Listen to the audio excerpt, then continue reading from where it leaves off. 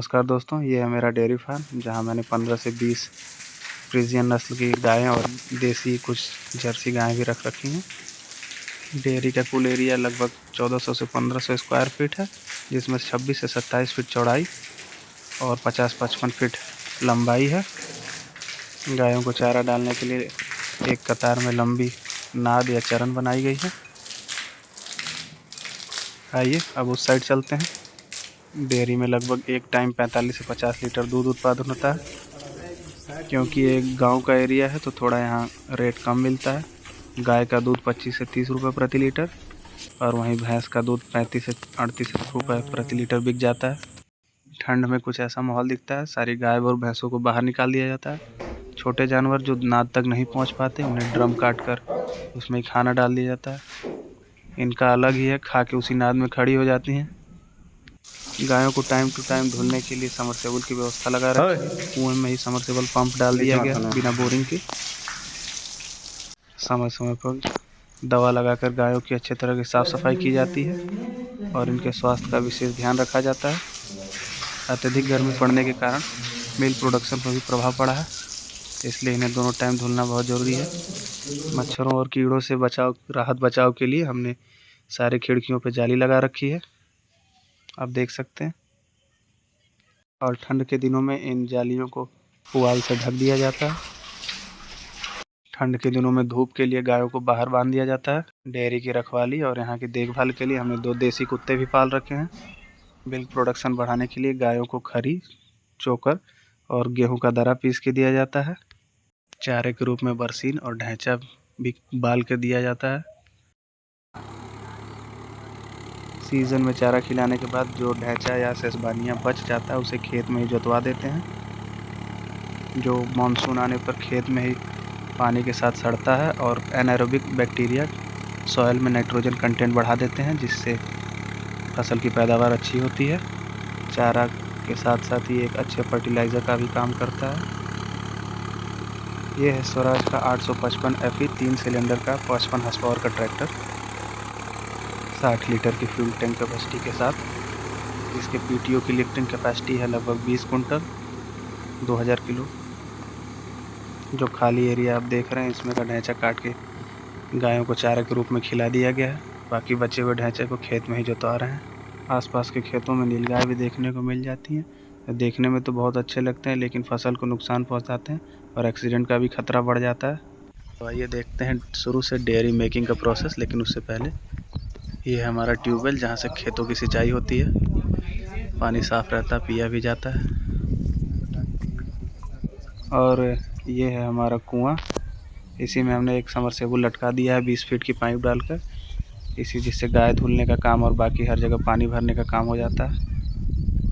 Dairy के आसपास हमने डेयरी के बगल में ही छोटा सा तालाब में पानी भर के मछली पालन किया गया है। कई प्रकार की मछलियाँ डाली गई हैं। बगुले और अन्य पक्षी मछलियों के बच्चों को खा भी जाते हैं, इसलिए जाली से ढक के रखा गया है। वृक्षारोपण भी किया है। ये धान के बीज बोए गए हैं, आगे चल के रोपनी होगी। ये हमने बनाया सीमेंट का स्टैंड जिसके ऊपर धान कुटाई होती है। ये रही उसकी मशीन। ये हमारी मूंग की फसल, दाल अच्छी होती है तो साल भर का काम चल जाता है। ये है डेयरी का मेन एंट्रेंस और साइड में भूसा रखने के लिए टीन शेड बनाया गया है। ये भूसा रखा हुआ है और ये साइड में गोबर से बने हुए उपले, गोईठा कहते हैं। और ये गन्ने का रस निकलने के बाद बची हुई खोइया। ये है डेयरी का छत एरिया, साइड में टीन शेड लगा है जिसके नीचे अभी आपने देखा भूसा रखा हुआ था। छत ढलैया में बचा हुआ सीमेंट का यूज़ हमने ये चबूतरा बनाने के लिए किया है, जिस पे लोग बैठते हैं। और तो आइए देखते हैं शुरू से डेयरी मेकिंग का प्रोसेस। सबसे पहले आसपास के खेतों से मिट्टी खींच कर इकट्ठा करके डेयरी की नींव को 3-4 फीट ऊंचा कर लिया गया। जहाँ लोग बैठे हुए हैं ये भूसा रखने वाला एरिया बन रहा है और सामने डेयरी का एक साइड का एंट्रेंस गेट।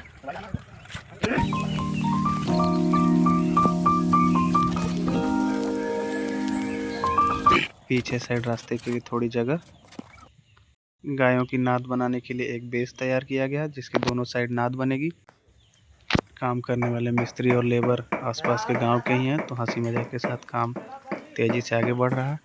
ढलैया के लिए सेटरिंग तैयार की जा रही है। मर्चियों भिजवा दें। आई देखा ऊपर वार अब जाई इधर से। ये सेपरेशन के उस साइड सीढ़ी और इस साइड बाथरूम के लिए एरिया बन रहा है। ये भूसा वाला एरिया। दोस्तों ढलैया हमारी कंप्लीट हो चुकी है। आइए इसका ओवरऑल व्यू देखते हैं।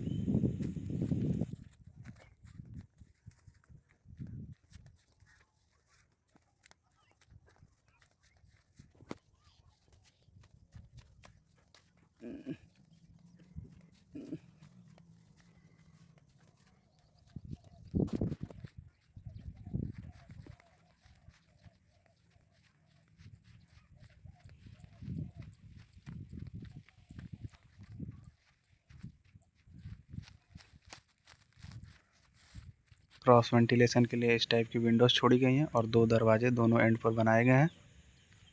बचे हुए सीमेंट के मसालों का हमने 2-3 ऐसे चबूतरे बनाने के लिए ढलवा लिया था। बाद में बारजे से ही अटैच सीढ़ी की भी ढलैया हो गई है।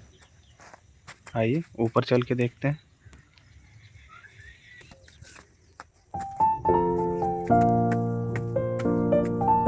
पीछे साइड बाथरूम की छत है।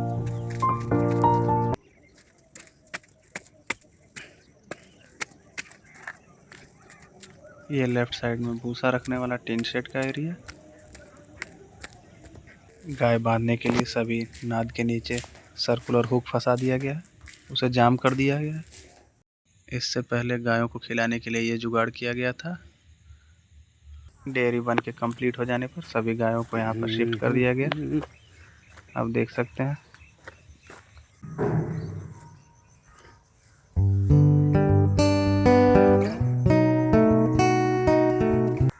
कंप्लीट हो जाने के बाद अंदर से कुछ ऐसी दिखती है।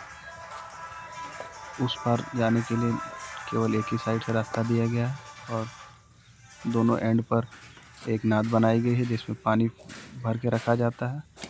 पशुओं को गर्मी से बचाने के लिए यहाँ पंखे भी लगाए गए हैं।